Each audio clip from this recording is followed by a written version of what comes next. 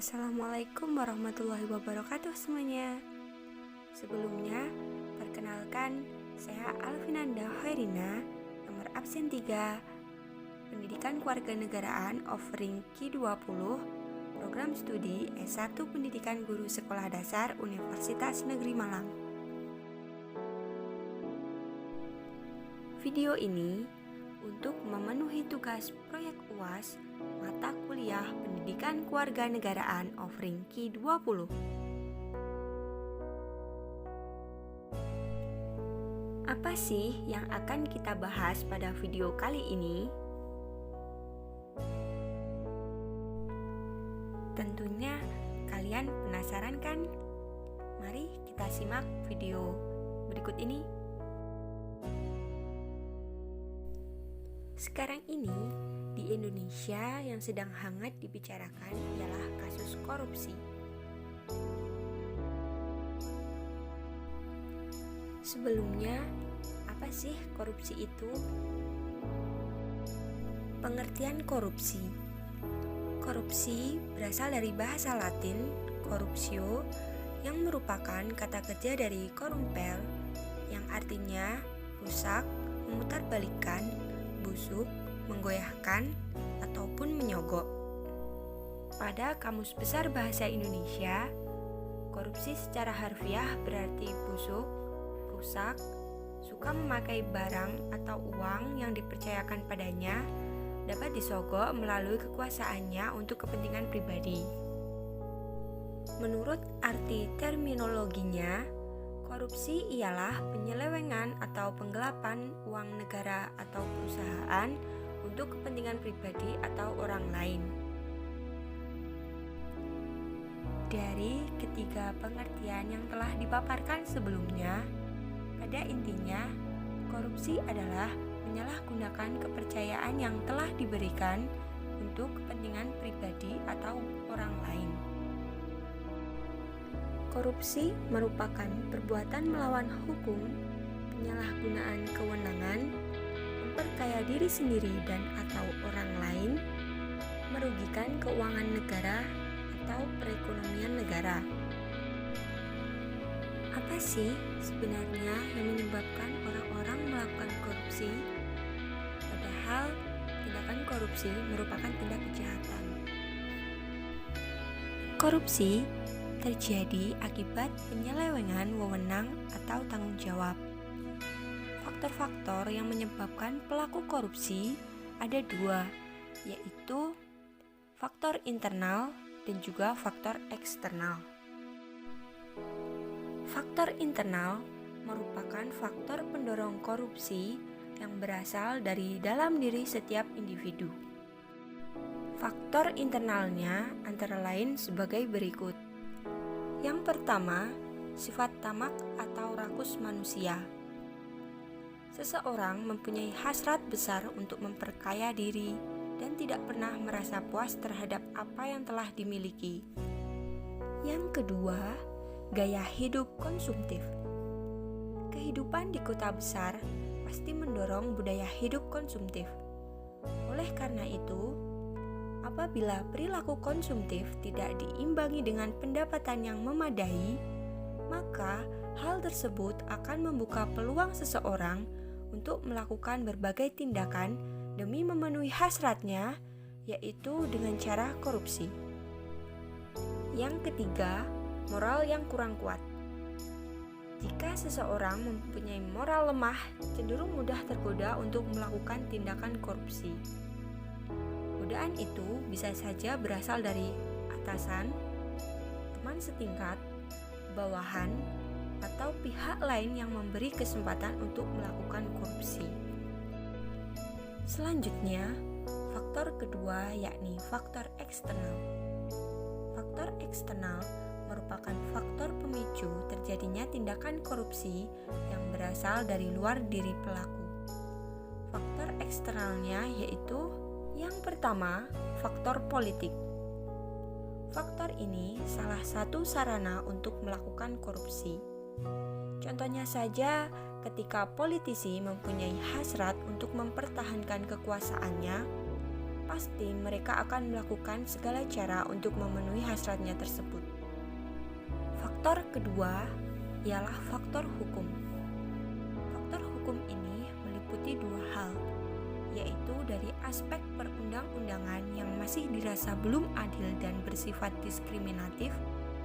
Bisa juga disebut hukum itu masih tumpul ke atas dan runcing ke bawah. Dan juga lemahnya para penegak hukum. Yang ketiga, faktor ekonomi. Faktor ekonomi yang setiap orang yang tingkat pendapatannya atau gajinya tidak cukup untuk memenuhi kebutuhannya, maka seseorang akan mudah untuk melakukan tindakan korupsi demi memenuhi kebutuhan hidupnya. Yang terakhir, faktor organisasi. Faktor organisasi dapat berupa kurang adanya teladan dari pemimpin, tidak adanya kultur organisasi yang benar, sistem akuntabilitas di instansi kurang memadai, manajemen cenderung menutupi korupsi di dalam organisasi, dan juga lemahnya pengawasan. Nyatanya saja yang sedang hangat di Indonesia saat ini adalah kasus korupsi oleh Menteri Sosial Bapak Juliari Batubara. Siapa sih sosok Menteri Sosial Bapak Juliari Batubara? Mari kita lihat profilnya berikut ini. Beliau adalah orang pintar, orang berpendidikan tinggi, orang terpelajar, orang yang berpengalaman dalam organisasi dan juga partai politik. Namun, mengapa tega memakan uang bantuan sosial COVID-19 ini? Pantaskah beliau melakukan hal tersebut? Korupsi. Karena korupsi, para pejabat rela merendahkan harga dirinya. Hanya karena harta benda, hanya karena uang, mereka menjadikan negara dan rakyat seperti sapi perah yang bisa dimanfaatkan susunya. Di saat kita semua dilarang melakukan ini itu di tengah kondisi pandemi ini, malah para pejabat memanfaatkan kondisi ini untuk memperkaya diri dengan mengutil dana negara yang sengaja digelontorkan untuk membantu meringankan beban rakyat kecil yang terpuruk akibat COVID-19 ini. Tidakkah mereka berpikir bagaimana susah payah para masyarakat untuk bertahan hidup di tengah pandemi corona ini? Mereka mati-matian jungkir balik mencari uang agar bisa menghidupi anggota keluarganya, agar bisa makan sehari-hari. Para pejabat malah bermain dengan anggaran negara. Bahkan banyak perusahaan yang mem-PHK karyawan secara besar-besaran. Entah berapa ratus ribu orang yang sekarang ini menjadi pengangguran.